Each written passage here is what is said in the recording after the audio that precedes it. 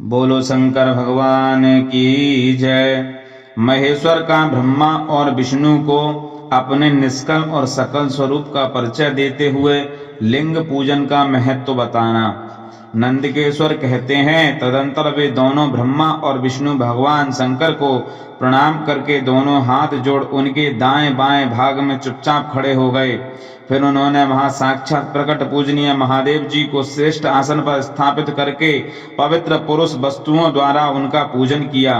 दीर्घ काल तक अविकृत भाव से सुस्थिर रहने वाली वस्तुओं को पुरुष वस्तु कहते हैं और अल्प काल तक ही टिकने वाली क्षणभंगुर वस्तुएं प्राकृत वस्तु कहलाती हैं। इस तरह वस्तु के ये दो भेद जानने चाहिए। किन पुरुष वस्तुओं से उन्होंने भगवान शिव का पूजन किया, यह बताया जाता है। हार, नूपुर, केयूर, किरीट, मणिमय कुंडल, यज्ञोपवीत उत्तरीय वस्त्र, पुष्पमाला, रेशमी वस्त्र, हार, मुद्रिका, पुष्प, तांबूल, कपूर, चंदन एवं अगरु का अनुलेप, धूप, दीप, श्वेत छत्र, व्यजन, ध्वजा, चवर तथा अनन्याय दिव्य उपहारों द्वारा जिनका वैभव वाणी और मन की पहुंच से परे था, जो केवल पशुपति परमात्मा के ही योग्य थे और जिन्हें पशुबद्ध जीव कदापि नहीं पा सकते थे, उन दोनों ने अपने स्वामी महेश्वर का पूजन किया। सबसे पहले वहां ब्रह्मा और विष्णु ने भगवान शंकर की पूजा की। इससे प्रसन्न हो भक्ति पूर्वक भगवान शिव ने महा नम्र भाव से खड़े हुए उन दोनों देवताओं से मुस्कुराकर कहा। महेश्वर बोले, पुत्रों, आज का दिन एक महान दिन है। इसमें तुम्हारे द्वारा जो आज मेरी पूजा हुई है, इससे मैं तुम लोगों पर बहुत प्रसन्न हूँ। इसी कारण यह दिन परम पवित्र और महान से महान होगा। आज की यह तिथि शिवरात्रि के नाम से विख्यात होकर मेरे लिए परम प्रिय होगी। इसके समय में जो मेरे लिंग, निष्कल अंग, आकृति से रहित निराकार स्वरूप के प्रतीक वेर, सकल साकार रूप के प्रतीक विग्रह की पूजा करेगा, वह पुरुष जगत की सृष्टि और पालन आदि कार्य भी कर सकता है। जो शिवरात्रि को दिन रात निराहार एवं जितेंद्रिय रहकर अपनी शक्ति के अनुसार निश्चल भाव से मेरी यथोचित पूजा करेगा, उसको मिलने वाले फल का वर्णन सुनो। 1 वर्ष तक निरंतर मेरी पूजा करने पर जो फल मिलता है, वह सारा फल केवल शिवरात्रि को मेरा पूजन करने से मनुष्य तत्काल प्राप्त कर लेता है। जैसे पूर्ण चंद्रमा का उदय समुद्र की वृद्धि का अवसर है, उसी प्रकार यह शिवरात्रि तिथि मेरे धर्म की वृद्धि का समय है। इस तिथि में मेरी स्थापना आदि का मंगलमय उत्सव होना चाहिए। पहले मैं जब ज्योतिर्मय स्तंभ के रूप से प्रकट हुआ था, वह समय मार्गशीर्ष मास में आद्रा नक्षत्र से युक्त पूर्णमासी या प्रतिपदा है।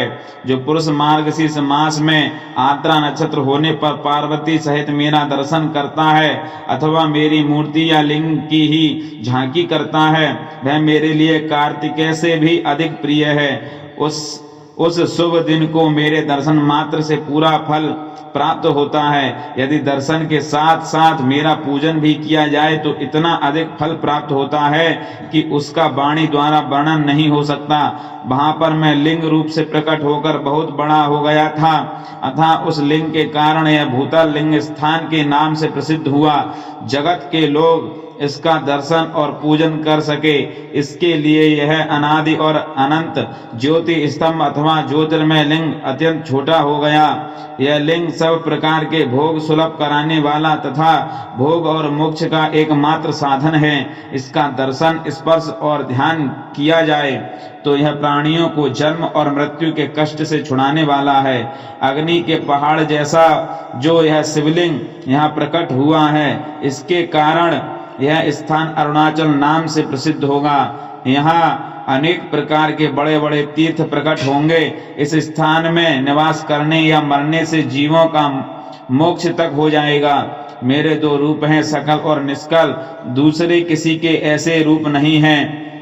पहले मैं स्तंभ रूप से प्रकट हुआ, फिर अपने साक्षात रूप से ब्रह्म भाव मेरा निष्कल रूप है और महेश्वर भाव सकल रूप, ये दोनों मेरे ही सिद्ध रूप हैं। मैं ही परब्रह्म परमात्मा हूँ। कला युक्त और अकल मेरे ही स्वरूप हैं। ब्रह्म रूप होने के कारण मैं ईश्वर भी हूँ।